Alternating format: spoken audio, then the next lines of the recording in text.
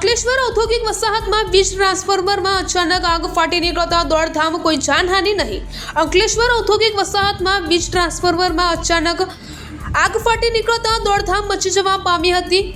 અંકલેશ્વર ઔદ્યોગિક વસાહતમાં આગ લાગવાના બનાવ અવારનવાર બને છે, ત્યારે આજે સવારના સમયે વીજ ટ્રાન્સફોર્મરમાં આગ ફાટી નીકળી હતી। અંકલેશ્વર જીઆઈડીસીમાં નિરંજન ઇન્ડસ્ટ્રીઝ નજીક આવેલ ટ્રાન્સફોર્મરમાં અચાનક આગ ફાટી નીકળી હતી। આગને જોતા જ આસપાસના લોકોમાં દોડધામ મચી જવા પામી હતી।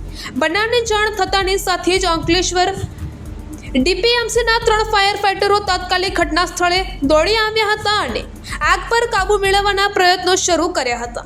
લગભગ 1 થી 1.5 કલાકની જહેમત બાદ આગ પર કાબુ મેળવવામાં આવ્યો હતો। દક્ષિણ ગુજરાત વીજ કંપની દ્વારા અંડરગ્રાઉન્ડ કેબલની કામગીરી ચાલી રહી હતી। તે સમય દરમિયાન નજીકથી પસાર થતી ગુજરાત ગેસની લાઇનમાં ભંગાણ સર્જાતા આગ ફાટી નીકળી હોવાનું પ્રાથમિક તપાસમાં બહાર આવ્યું છે।